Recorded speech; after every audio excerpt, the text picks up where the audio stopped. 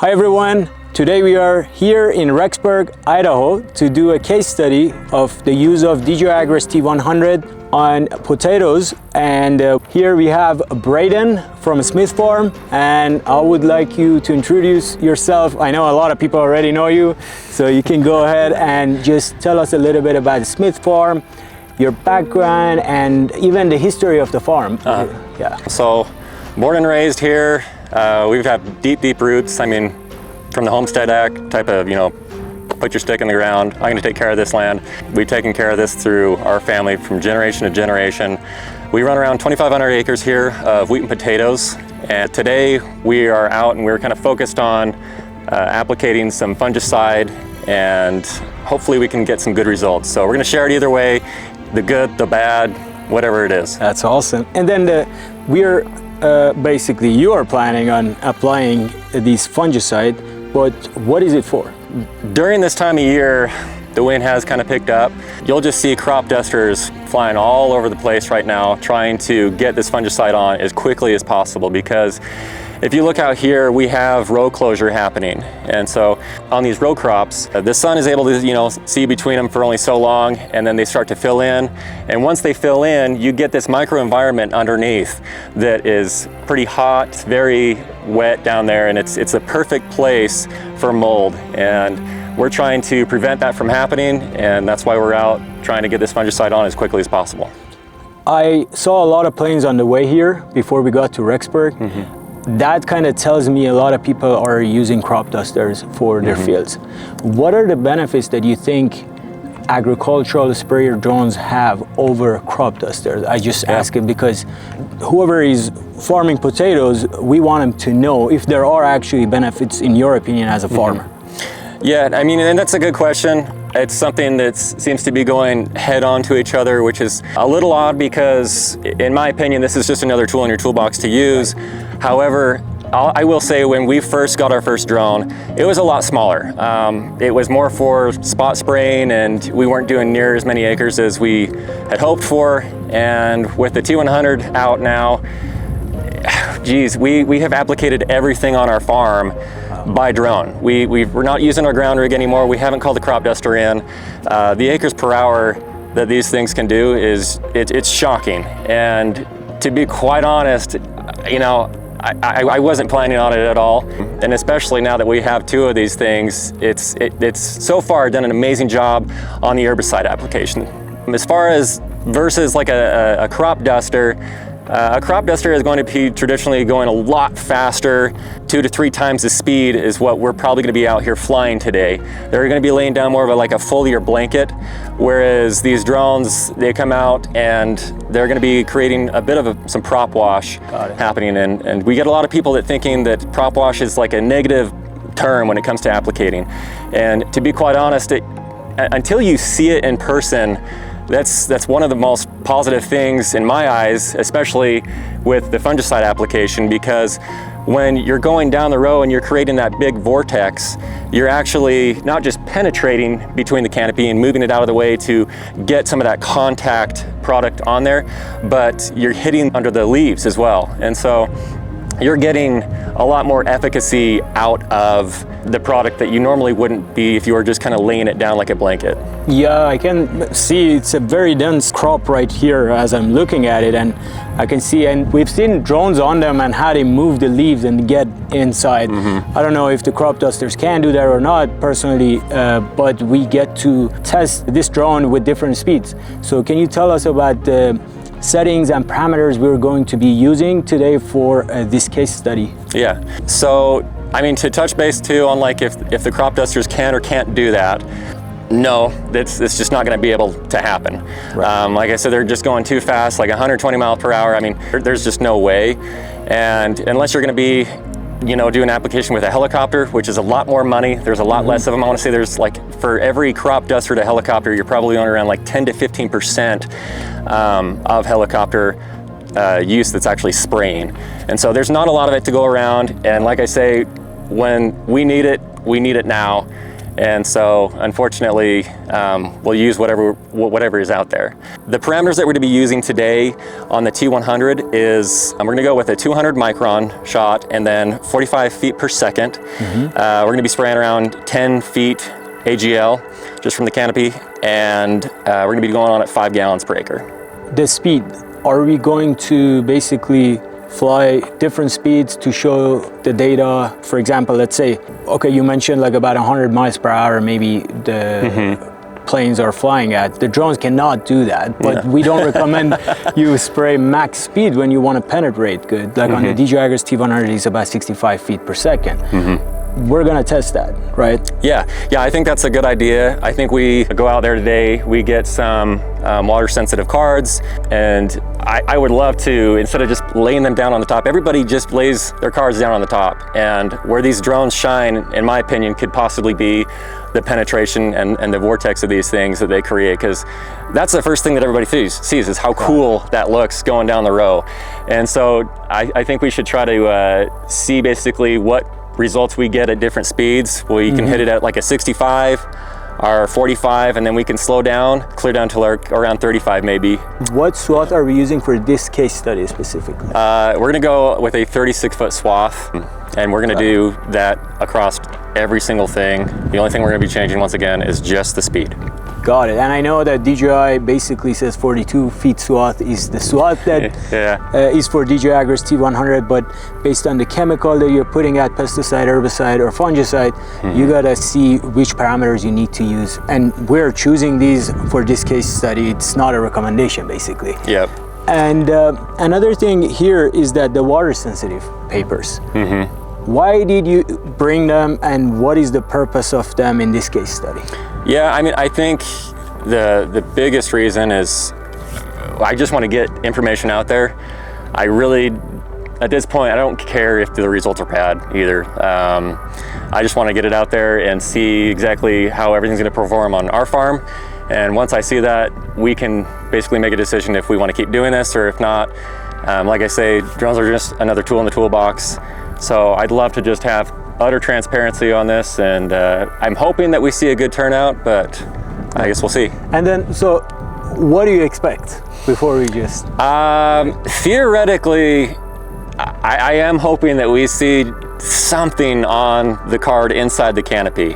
I know there's been tests done before that I've seen online of planes going over, and they're just doing the very top, which is great. I mean, the product that this is going on, there's a lot of systemic action, but another part of it is there's contact action. And so I think if we can penetrate that with the prop wash and get some of that contact in there, we're going to get the best bang for buck on this chemical, because it's spendy. I mean, based on what I understood, this white mold is growing at the bottom. Like the plants can look healthy at the top, but at the bottom the white mold can start growing, right? And what would be the result of that? Like what happens if you let the white mold to grow on it? It kills the plant, or what's the worst? Yeah, I mean, it will literally just start attacking the plant and bring that thing down if we don't get on it. And so we've got a lot of money into this. The market has been rough the last few years, and so anything we can do to try to keep this stuff propped up and growing the way it should be. One more question that came to my mind, it's that, let's say, is it one of those things that if you have a hot spot, it can grow at? If you don't take care of it, it can grow from one area and spread at? So you have hot spots, or no? It's like... No, I mean, this thing, it's just a virus. I mean, it's mold. I mean, you have these spores that, and you know, underneath that canopy is an amazing place for them to grow at. I mean, you couldn't ask for a better microenvironment to have mold thrive in. And so I'm really hoping that that prop wash can get down in there and attack it where it's normally not going to be seen from a foliar blanket application. Yeah, but just speaking with you right now, I know this case study is planned for checking the penetration mostly and how it works on the potatoes, but what you just explained to me another benefit these drones have that we can look into it later or do a case study is the fact that we can use the Mavic 3 multispectral and create a prescription map for this to just spray certain areas. Or you can even define, like, I want to spray 15 gallons per acre on this 1 acre, but 1 gallon per acre the rest of it. And then you can just save a lot of chemical that way and stop the mold from spreading.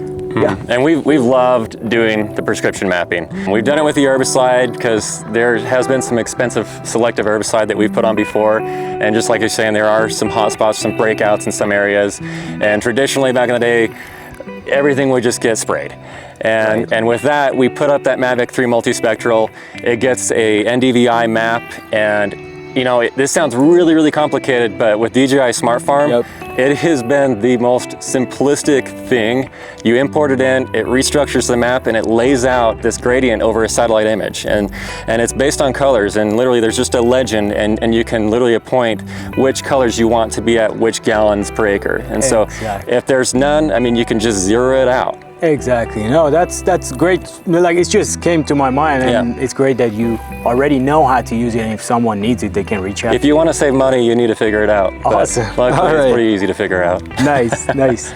So we are going to lay out some water-sensitive paper today, and we're going to put one on top. I'll do that last. We'll kind of pull back on these potatoes here. And the reason why we're doing this, I mean, I can already see we've got signs of some really susceptible areas of the plant, that white mold that we're going to be after.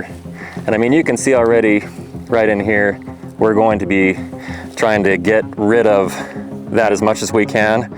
Some of that, it's already here. We need to get this in the plant systemically, but there's also a lot of contact properties in a lot of these fungicides just across the board. And so if you want the best bang for buck, we're going to want to, and if you're already feeling like it's late, if you see it out in the field, it's already too late. So you need to be on this as quickly as possible. And so I think a really good idea is to see if we can get some penetration in these canopies in the middle here, you know, where we're gonna see some more susceptible areas of this plant.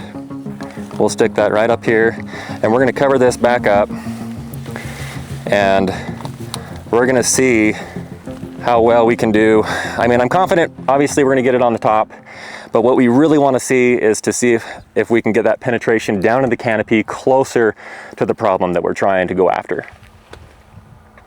The parameters that we're using right now, which is a 45 feet per second.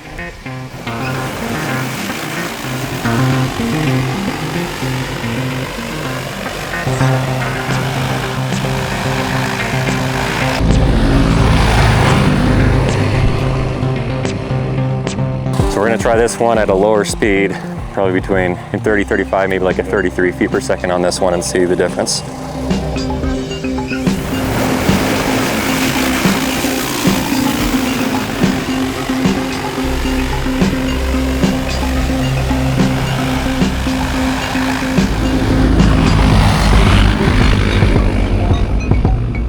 Okay, so now we have our 65-foot test.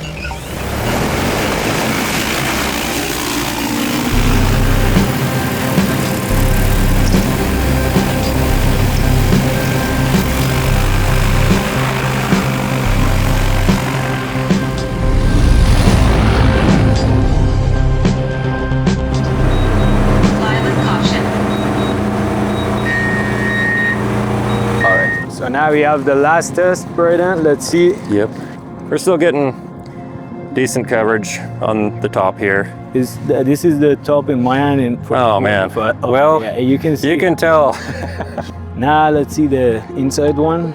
So, and then here, I can already tell. And what's funny is, like, I feel like I planted the other ones and covered them up even more. This had a pretty good open spot. There's like barely anything on it. I mean, no way. I mean, it does make me... Let me put them side by side. Wow. So this is 45. Yeah. So clearly the faster you're going, the less efficacy you're going to be getting in the middle of these canopies where you want it. Also, I feel like it's not just less, I barely see anything.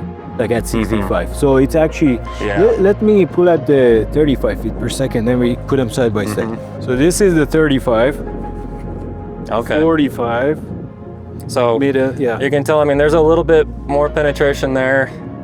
That's still pretty decent for...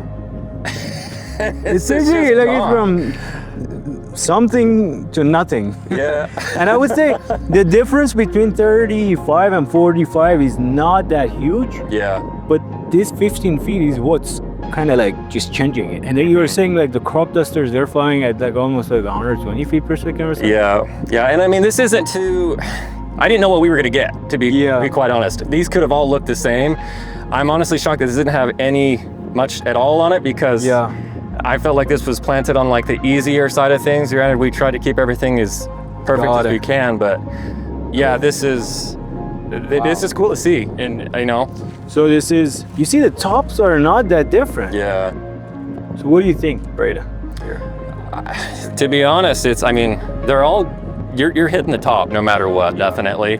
At the end of the day, I think it just depends on how much bang for your buck you're gonna want out of this chemical. And the way you're gonna do it is obviously the way you're applicating. And so for me, I don't know, I'll probably just keep doing this with the drone, because some of this stuff is really expensive. And I wanna feel like I'm getting every single cent out of the dollar that I spend. You got it. Thank you. Thank you, Braden. And thank you everyone for watching this case study. We've been here the whole day doing different things, but it was fun. I learned a lot about potatoes.